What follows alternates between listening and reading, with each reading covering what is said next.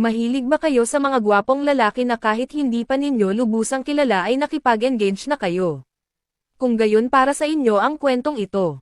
Nang magkakilala sina Richard at Cheryl ay umusbong sa pagitan nila ang tinatawag na love at first sight.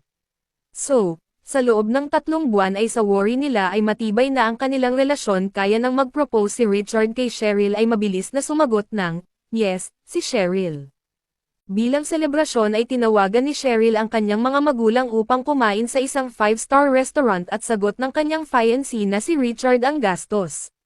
Bagamat nagtataka ang mga magulang ni Cheryl na hindi kasama ni Richard ang kanyang parents at wala din itong binanggit ukol sa kanyang pamilya ay nagsasawalang kibo na lamang sila.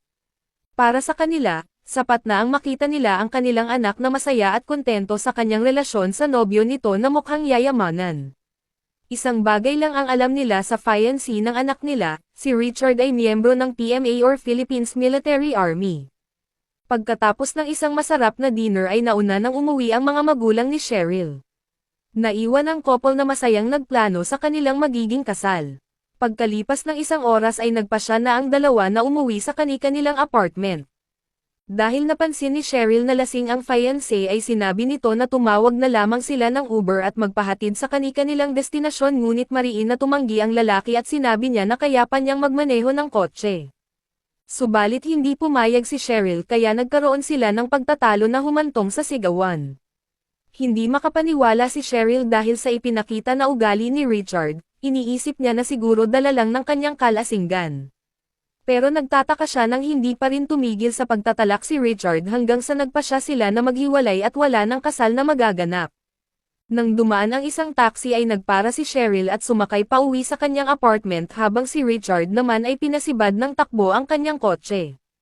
Halos hindi makatulog si Cheryl pagdating sa kanyang apartment. Hindi makapaniwala na ang masarap na dinner nila ni Richard ay mabilis na humantong sa hiwalayan. Eventually, nakatulugan rin ni Cheryl ang pag-iisip na may luha sa kanyang mga mata. Kinaumagahan ay nagising siya dahil sa malakas na pagring ng kanyang cellphone. Sinagot niya ito at tuwang-tuwa siya nang makita niya na si Richard ang tumawag.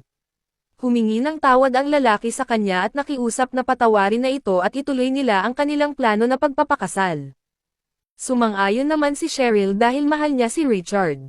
Nagpatuloy nga ang kanilang relasyon at araw-araw ay pinadadalhan ni Richard ng mga pulang rosas si Cheryl bilang pasalamat na muli siya nitong tinanggap.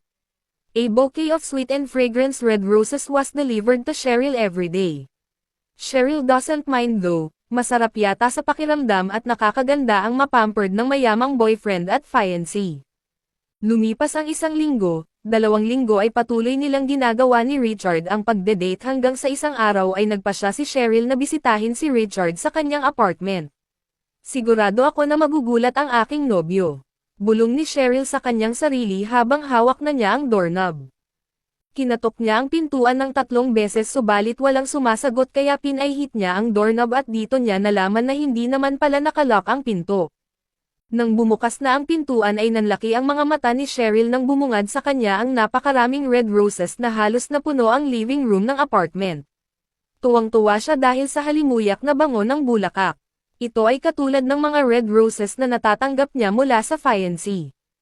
Her impression didn't last though nang makita niyang nalalanta na ang ibang rosas na nagkalat sa sahig. Kumunat ang kanyang noo at patuloy na tinawag si Richard ngunit hindi ito sumasagot. Pinagmasdan niya ng maid ang living room, nasa ayos pa naman ang mga kasangkapan ni Richard maliban na lang sa nakapagtataka na dami ng bulaklak. Dumiretso si Cheryl sa silid ng apartment ni Richard ngunit wala pa ring bakas ng kanyang fiancé. Sa loob ng silid ay tambak din ang maraming pulang rosas na maging ang kama ni Richard ay napuno ng red roses. Richard, nasaan ka ba babe? Nanginginig na ang boses ni Cheryl nang muli niyang sambitin ang pangalan ng fiancé. Nagsimula na siyang kabahan lalo na nang maramdaman niya na may gumapang na kilabot sa kanyang batok. Nagsimula siyang pawisan nang may nasanghap siyang amoy, isang malansang amoy at mabaho. Napadako ang tingin ni Cheryl sa closet na nakaawang ng konti ang pintuan nito. Sa loob ng closet na pagtanto niya na dito nagmula ang umaalingasaw na masamang amoy.